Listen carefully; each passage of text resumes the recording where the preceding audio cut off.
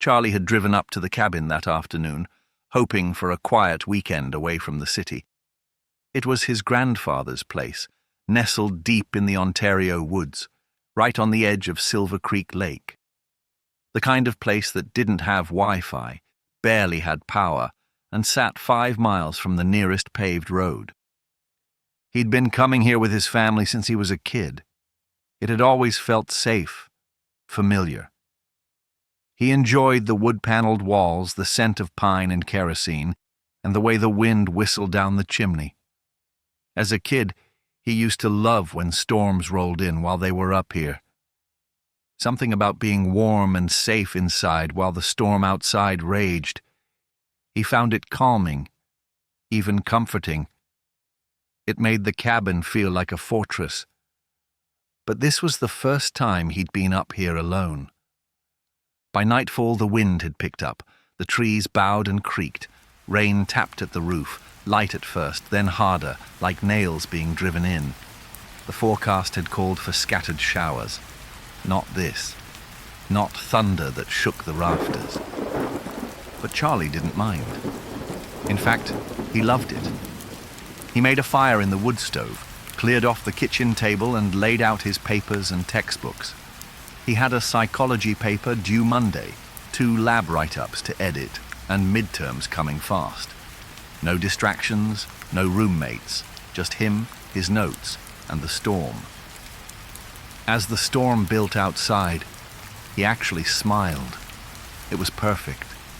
The louder it got, the more isolated he felt, the better he could focus. Outside, lightning flashed through the tall windows overlooking the lake. It lit the room for a second at a time, sharp bursts of cold white. The power flickered once, then again, then died. Charlie barely noticed. He just threw another log into the stove. The warmth, the crackle of firewood, the pages spread out in front of him. It all felt cozy.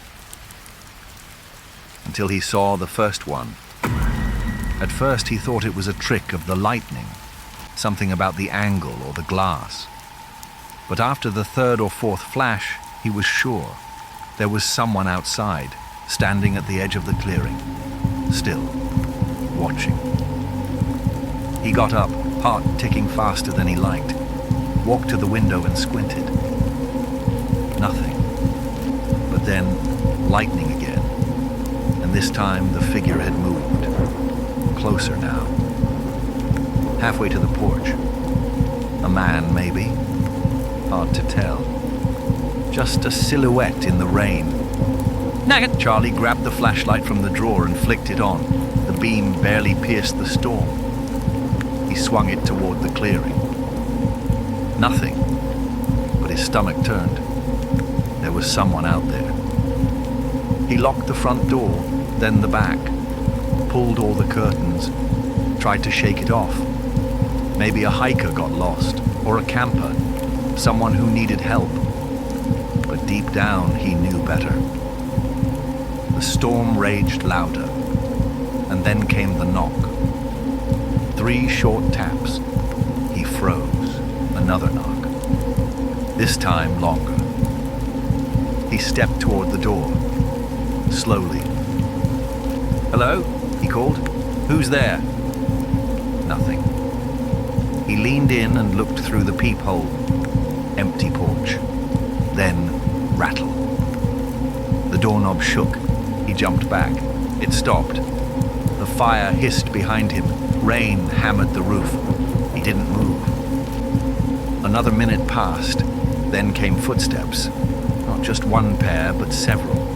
Crunching on wet gravel, sloshing through puddles and surrounding the cabin. He darted to the side window and peeled back the curtain. He stared, frozen. There were 4 of them now. Dark figures walking slowly around the cabin and laughing. Not constant, not loud, just bursts. One snort here, a giggle there. Not manic, not deranged. Just the kind of laughter you hear from people enjoying a sick little game. Every time the lightning flashed, he could see their outlines. One of them stopped at the back door, jiggled the handle, then moved on. Another circled past the bedroom window, pressed their palm to the glass. Charlie's breath itched. He backed away, nearly tripping over the rug. He tried to convince himself they were just drunk campers. There was a site about a mile down the road. Maybe some group had too much beer and decided to mess with the guy in the woods. But they moved too deliberately, too in sync. And what if they weren't drunk? What if they weren't random? The not knowing, that was the worst part. If they were crazy, he could prepare for danger. If they were just random drunks, maybe they'd get bored and leave. But the way they circled and laughed, it almost looked planned. They were enjoying this. He rushed to the bedroom and checked the window latch. Locked. Good. He shoved a chair under the knob of the back door. Not much, but something. In the next room, something knocked over. A thump against the siding, louder than rain. He tiptoed to the window and saw another figure standing just feet away, holding something up. A shovel, the one that normally sat by the garden bed. He pretended to dig. Then the figure turned and disappeared into the dark. The circling continued. Footsteps around the walls. A heavy thud against the side of the cabin. Laughter, brief, sharp, and cut off instantly.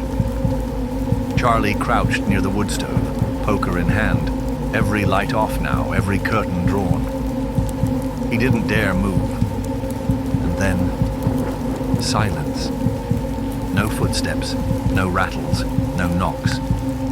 He waited. 10 minutes. Then 20. He stood, moved slowly to the window, and peeked out. No one. The clearing was empty. He opened the front door just a crack and listened. Only wind and the soft patter of rain. He stepped out with his flashlight, beam sweeping the trees. Nothing. He turned the light downward, expecting a muddy mess of footprints, but there weren't any. The gravel path showed no marks. They'd covered their tracks, or never stepped on the path at all. He backed into the cabin and locked the door again. 2 turns of the deadbolt. He checked every room, every window. Stayed awake till dawn. At first light, he ventured out. The air was thick and wet. The trees dripped like they were bleeding rain. A low fog clung to the grass. And then he saw it, on the small window on the side of the cabin. Written in the fogged-over glass, not with a finger, but etched in with something sharp. 2 words. Next time.